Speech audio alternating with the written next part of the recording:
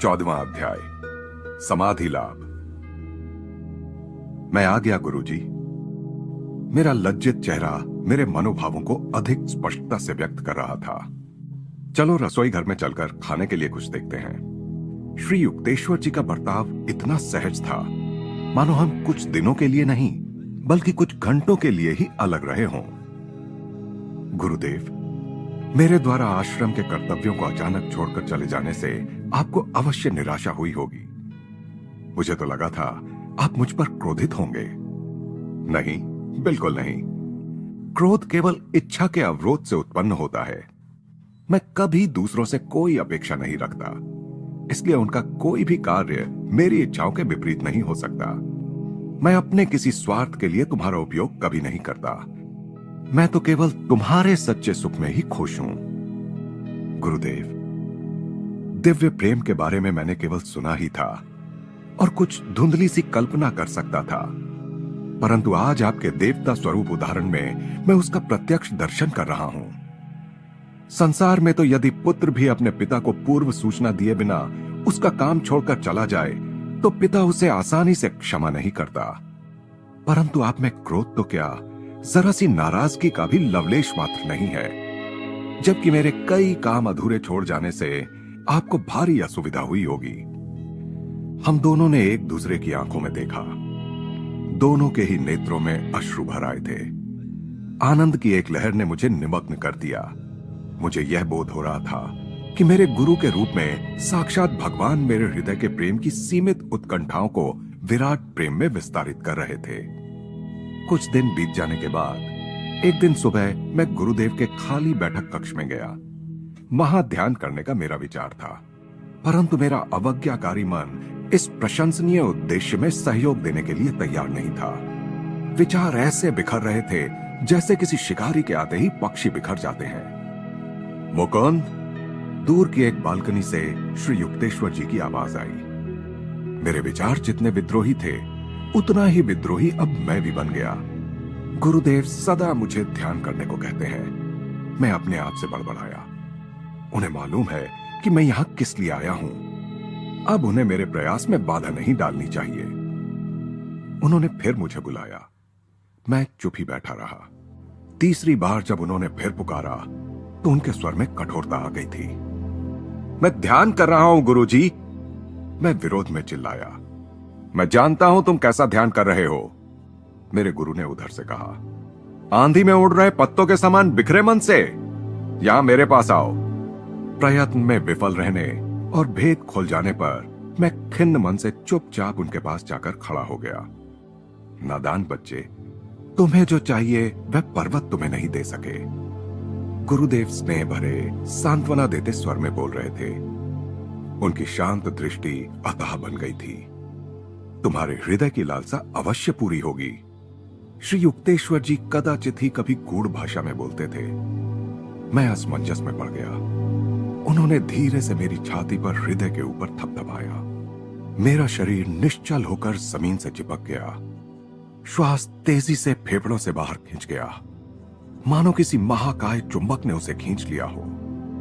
आत्मा और मन तत्क्षण शरीर के बंधन से मुक्त हो गए और किसी प्रवाहमान तीक्ष्ण तेज के समान मेरे शरीर के रोम रोम से बाहर बहने लगे। स्थूल शरीर मृतवत हो गया। फिर भी अपने तीव्र बोध में मुझे यह भान हो रहा था कि मैं पहले कभी भी पूर्ण रूप से जीवित नहीं था।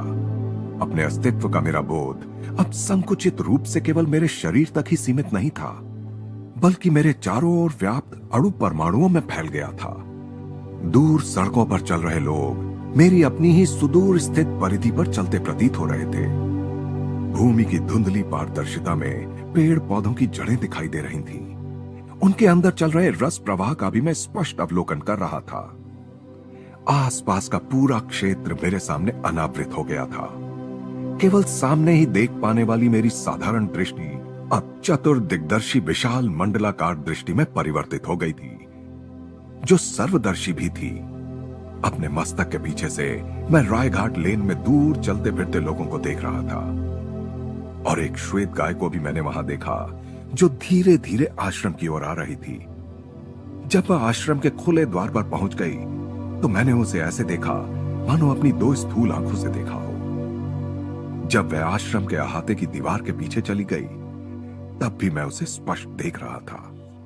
मेरी विशालदर्शी दृष्टि में दिखने वाली सारी वस्तुएं तेज चलने वाले चलचित्रों की भांति कंपित और स्पंदित थीं। मेरा शरीर, गुरुदेव का शरीर, चारों ओर से खंभों से घिरा आश्रम का चौक, फर्नीचर और फर्श, पेड़ पौधे और धूप यदा कदा उग्रता से स्पंदित होते रहे, जब तक कि सब कुछ प्रकाश सागर में विलीन नहीं हो गया। ठीक वैसे ही जैसे पानी भरे गिलास में चीनी डालने के बाद उसे हिलाने से वह पानी में घुल जाती है, सब कुछ अपने में विलीन कर लेने वाला यह प्रकाश बीच बीच में आकार धारण कर लेता था। फिर वह आकार उसी प्रकाश में विलीन हो जाता था। प्रकाश और स्थूल आकार पर्याय क्रम से एक दूसरे में रूपांतरित होकर सृष्टि के कार्य कारण सिद्धांत को स्पष्ट कर रहे थे। मेरी आत्मा के शांत अनंत तट पर सागर के समान आनंद उमड़ पड़ा। मैंने अनुभव किया कि ईश्वर का स्वरूप अक्षय आनंद है। उसका शरीर प्रकाश के असंख्य तंतु हैं। मेरे अंदर उमड़ती दिव्य ज्योति ने विस्तृत होते होते नगरों, महाद्वीपों, पृथ्वी, सूर्यमंडल, तारामंडल, निहारिका पुंज और अंतरिक्ष में प्रवर्तमान ब्रह्मांडों को अपने में समा लिया। रात में दूर से दिखाई पड़ने वाले प्रकाशमय शहर की भांति समस्त ब्रह्मांड मेरे अस्तित्व की अनंतता में जगमगा रहा था। ब्रह्मांड के स्पष्ट रेखांकित परिधि के परे चमकने वाला तीव्र प्रकाश उसके दूरस्थ किनारों तक पहुंचते पहुंचते किंचित क्षीण सा होता जा रहा था। वहां मुझे एक स्निग्ध मृदु तेज दिखाई दे रहा था, जिसमें कभी किसी प्रकार की कोई क्षीणता नहीं आ रही थी। वह तेज अवर्णनीय रूप से सूक्ष्म था। नक्षत्र पुंजों के आकार अपेक्षाकृत स्थूल प्रकाश से बने हुए थे। एक शाश्वत उद्गम स्रोत से दिव्य किरणों का प्रसार हो रहा था और वे अवर्णनीय प्रभा मंडल से दैदीप्यमान आकाश गंगाओं में रूपांतरित हो रही थी। बारंबार मैंने उन सृजनात्मक किरणों को नक्षत्रों में और फिर विस्तृत पारदर्शक ज्वालाओं में रूपांतरित होते देखा। लयबद्ध प्रत्यावर्तन के द्वारा करोड़ों करोड़ों विश्व पारदर्शक तेज में विलीन हो गए और फिर वह तेज महाव्योम बन गया। मुझे यह ज्ञान हुआ कि समस्त तेजोमय ब्रह्मांड का केंद्र मेरे हृदय में स्थित अंतर्ज्ञानानुभूति का बिंदु है। एक प्रकाशकारी ज्योति मेरी नाभि से समस्त ब्रह्मांड के प्रत्येक भाग को प्रसारित हो रही थी। परमानंदमय अमृत मेरे अस्तित्व के कण कण में पारे के प्रवाह की भांति व्याप्त हो रहा था। ईश्वर की सृजनात्मक ध्वनि को, ब्रह्मांड के प्रेरक यंत्र की ध्वनि को मैं ओम की झंकार में प्रतिध्वनित होते सुन रहा था। अचानक श्वास मेरे फेफड़ों में लौट आया। लगभग असह्य निराशा के साथ मैं जान गया कि मेरी विराट असीमता लुप्त हो गई थी।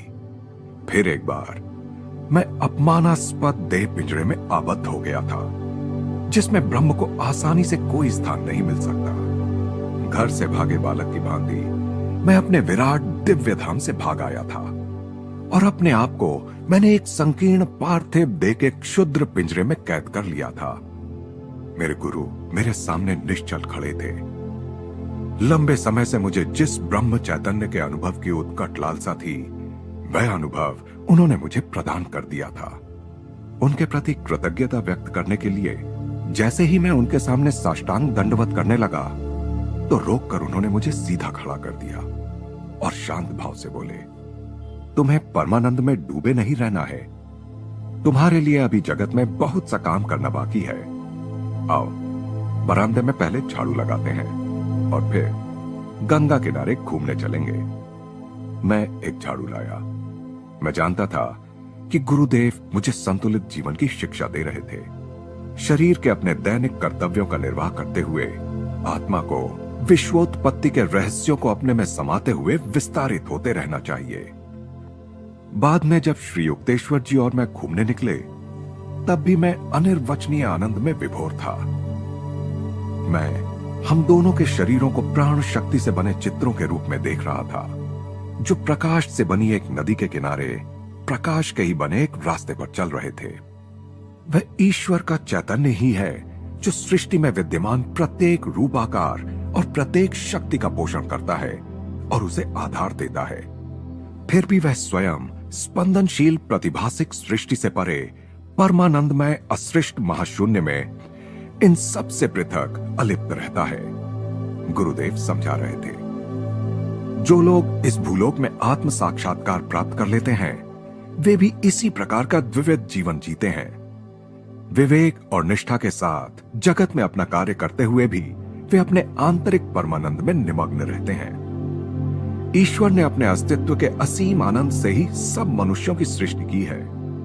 यद्यपि वे शरीर में कष्टप्रद रूप से आबद्ध हैं, फिर भी ईश्वर यह अपेक्षा करते हैं कि उसकी प्रतिमूर्ति स्वरूप बने मानव इंद्रिय बोध से उत्पन्न सीमित व्यक्तित्व से ऊपर उठकर उसके साथ पुनः एकात्म स्थापित कर लें। इस विश्व रूप दर्शन से मुझे कई स्थायी शिक्षाएं मिली। प्रतिदिन अपनी चित्त वृत्तियों का निरोध कर मैं इस भ्रमात्मक धारणा से मुक्त हो सकता था कि मेरा शरीर स्थूल भूमि पर चलने फिरने वाला एक हाड़ मांस का पिंड मात्र है। मैंने देखा कि श्वास और चंचल मन ऐसे तूफानों के समान हैं जो प्रकाश सागर को आलोड़ित कर उसमें पृथ्वी, आकाश, मानव, प्राणी, पक्षी, वृक्ष आदि भौतिक आकारों की लहरें उत्पन्न करते हैं।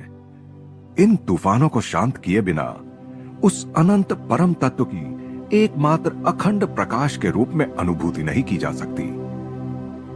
जब जब मैंने इन दो प्राकृतिक तूफानों को शांत किया, तब तब मैंने सृष्टि की असंख्य उत्ताल तरंगों को उस प्रकाश सागर में ठीक उसी प्रकार विलीन होते देखा जिस प्रकार समुद्र की लहरें तूफान के थम जाने के बाद शांत होकर विलीन हो जाती हैं। गुरु तभी ब्रह्म चैतन्य का यह अनुभव अपने शिष्यों को प्रदान करता है जब उसने ध्यान धारणा द्वारा अपने मन को इतना सुदृढ़ बना लिया हो कि वह इन विराट दृश्यों को देखकर घबरा ना जाए। केवल बौद्धिक इच्छा या खुले दिमाग का होना ही इसके लिए पर्याप्त नहीं है। योग साधना और भक्ति द्वारा चेतना की समुचित रूप से उन्नति द्वारा ही साधक सर्वव्यापकता के मुक्तिदायी आघात को सहन करने के योग्य बनता है। सच्चे भक्त को यह दिव्य अनुभव अवश्य होता है। उसकी अत्यंत तीव्र लालसा ईश्वर को इस प्रकार खींचने लगती है कि ईश्वर उसका प्रतिकार नहीं कर सकते। उस चुंबकीय उत्कंठा से सृष्टिपति विराट दर्शन के रूप में साधक की चेतना की सीमा में खिंच जाते हैं। कई वर्षों बाद मैंने समाधि नाम से एक कविता लिखी जिसमें मैंने समाधि की महिमा की एक झांकी प्रस्तुत करने का प्रयास किया था। अदृश्य हो गए प्रकाश और छाया के पर्दे सारे, दुख का लवलेश भी कहीं नहीं रहा। मिट गए क्षण भंगुर सुखों के बोध सारे, नष्ट हो गई इंद्रियों की धुंधली मृग मरीचिका। प्रेम, घृणा, स्वास्थ्य, रोग, जन्म, मृत्यु, द्वैत के पर्दे पर खेलती ये सारी मिथ्या परछाइयां लुप्त हो गईं। माया का तूफान थम गया गहन अंतर्ज्ञान की जादुई छड़ी से। वर्तमान, भूत, भविष्य कुछ भी नहीं रहा अब मेरे लिए। अब तो केवल मैं ही मैं हूं, सदा सर्वदा फैलता सब में सब ओर। ग्रह, तारे, निहारिका पुंज, पृथ्वी, महाप्रलय के ज्वालामुखियों के विस्फोट, सृष्टि की ढलाई की धधकती भट्टी, नीरव क्ष किरणों के हिमनद, ज्वलंत विद्युत अणुओं की बाढ़। अतीत में हुए, वर्तमान में जी रहे, भविष्य में होने वाले सब मनुष्यों के विचार, घास तक का प्रत्येक पत्ता, मैं स्वयं, समस्त मानव जाति, सृष्टि का प्रत्येक कण, काम, क्रोध, लोभ, अच्छा, बुरा, मोक्ष, मुक्ति, इन सब को मैंने निगल लिया और ये सब मेरे एकमात्र विराट अस्तित्व के रुधिर का महासागर बन गए। भीतर ही भीतर सुलगते आनंद ने, जो ध्यान में प्रायः सुलग उठता, मेरे अश्रुपूर्ण नेत्रों को रुद्ध कर दिया और भड़क उठा परमानंद के शोलों के रूप में और स्वाहा कर लिया मेरे अश्रुओं को, मेरे शरीर को, मेरे संपूर्ण अस्तित्व को। ब्रह्म मुझ में समा गया, मैं ब्रह्म में समा गया। ज्ञान, ज्ञाता, ज्ञेय सब एक हो गए। शांत अखंड रोमांच, सदा के लिए जीती जागती नित्य नवीन शांति। समस्त आशा और कल्पनाओं से परे आनंद देने वाला समाधि का परमानंद। नहीं यह कोई अचेत अवस्था या मानसिक बेहोशी जिसमें से स्वेच्छा से लौटा ना जा सके, बल्कि समाधि तो मेरी चेतना के विस्तार को मर्त्य देह की सीमाओं से परे ले जाती है, अनंतता की दूरतम परिधि तक, जहां ब्रह्म सागर बना मैं अपने छोटे से अहम रूप को अपने में ही तैरता देखता हूं। अणुओं की सरसराहट सुनाई देती है। निस्तेज पृथ्वी, पहाड़ पर्वत, घाटियां पल भर में सब गलकर तरल बन गए। सागर प्रवाह निहारिकाओं की धुंध में बदल गए। इस धुंध पर प्रणव की फुंकार आई और उसने उस धुंध के तुषारों पर छाए पर्दे उठा दिए। ज्योतिर्मय अणु परमाणुओं के सागर महासागर दृष्टि के सामने अनावृत हो गए। जब तक ओम के ब्रह्मनाद से सब स्थूल तर आलोक आखिर सर्वव्याप्त परमानंद की शाश्वत किरणों में विलीन न हो गए। आनंद से मैं आया था, आनंद के लिए मैं जीता हूं, पवित्र आनंद में मैं विलीन हो जाता हूं। मन का सागर बना मैं सृष्टि की सारी तरंगों को पीता हूं। उठ गए चार पर्दे जड़ तरल वायु एवं प्रकाश के। कण कण में विद्यमान मैं अपने विराट स्वरूप में विलीन होता हूं। चली गई सदा के लिए मर्त्य स्मृति की अस्थिर फरफराती परछाइयां। निरभ्र है मेरे मन का आकाश अब, नीचे ऊपर आगे पीछे। अनंतता और मैं एक रूप बनी एक ही किरण है अब। हंसी का एक नन्हा सा बुलबुला मैं अब बन गया हूं सागर हर्षोल्लास का स्वयं। श्री युक्तेश्वर जी ने मुझे यह दिव्य आनंदपूर्ण अनुभव अपनी इच्छानुसार जब चाहे प्राप्त करने का और जिनकी अंतर्ज्ञान प्रणाली पर्याप्त रूप से विकसित हो गई हो, ऐसे लोगों को भी इसे प्रदान करने का तरीका सिखाया। इस प्रथम अनुभव के बाद कई महीनों तक मैं इस परमानंदमय एकात्मता की अवस्था में तल्लीन रहा और प्रतिदिन यह बात मेरी समझ में आती रही कि उपनिषदों में ईश्वर को रस स्वरूप रसो वैसा क्यों कहा गया है। परंतु एक दिन सुबह मैं एक समस्या लेकर गुरुदेव के पास गया। मैं जानना चाहता हूं गुरुदेव, मुझे ईश्वर प्राप्ति कब होगी? तुम्हें ईश्वर प्राप्ति हो चुकी है। जी नहीं गुरुदेव, मुझे तो ऐसा नहीं लगता। मेरे गुरु मुस्कुरा रहे थे। मुझे विश्वास है कि तुम सृष्टि के किसी जीवाणु रहित साफ सुथरे कोने में सिंहासन पर विराजमान किसी पूजनीय व्यक्ति को ईश्वर नहीं मान रहे हो। तथापि मैं यह भी देख रहा हूं कि तुम्हारी ऐसी कल्पना है कि चमत्कारी शक्तियों का किसी के पास होना ही इस बात का प्रमाण है कि उसने ईश्वर को प्राप्त कर लिया है। नहीं, ऐसा नहीं है। किसी को पूरे ब्रह्मांड को नियंत्रित करने की शक्ति मिल सकती है, परंतु फिर भी ईश्वर उसकी पहुंच से दूर रह सकता है। आध्यात्मिक उन्नति को बाह्य शक्तियों के प्रदर्शन से नहीं मापा जा सकता, बल्कि उसका मापदंड केवल यह है कि ध्यान में वह आनंद की कितनी गहराई में उतरता है। नित्य नवीन आनंद ही ईश्वर है। वह अक्षय है। वर्ष दर वर्ष जैसे जैसे तुम ध्यान करते जाओगे, वैसे वैसे वह अनंत युक्तियों से तुम्हें मोहित करता ही रहेगा। तुम्हारे जैसे भक्त जिन्हें ईश्वर का मार्ग मिल जाता है, स्वप्न में भी कभी ईश्वर के स्थान पर दूसरे किसी सुख की प्राप्ति की कल्पना नहीं कर सकते।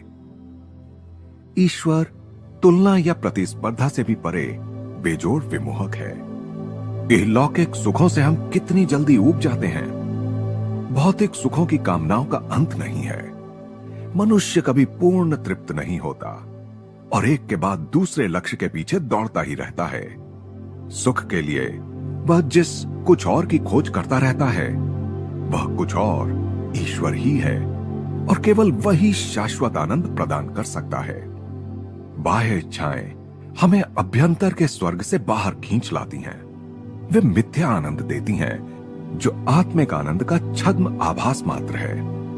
खोया हुआ आंतरिक स्वर्ग दिव्य ध्यान के द्वारा शीघ्र ही पुनः प्राप्त किया जा सकता है। ईश्वर अकल्पित नित्य नूतनता है, अतः हम कभी उससे ऊब नहीं सकते।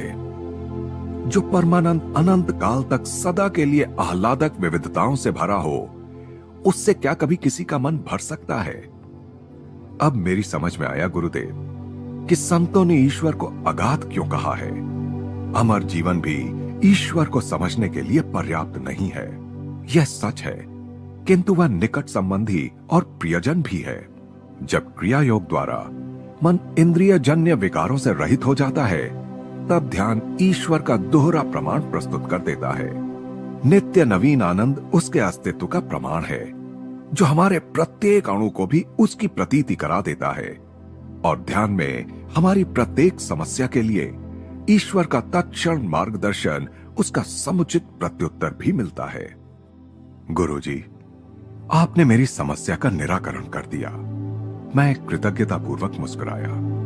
अब मैं यह जान गया हूं कि मैंने ईश्वर को पा लिया है, क्योंकि जब कभी कार्यशीलता के बीच ध्यान का आनंद मेरे सुप्त मन में लौट आता है, तब प्रत्येक कार्य में, यहां तक कि उससे संबंधित छोटी से छोटी बात में भी सही दिशा अपनाने का सूक्ष्म मार्गदर्शन मुझे मिलता रहता है।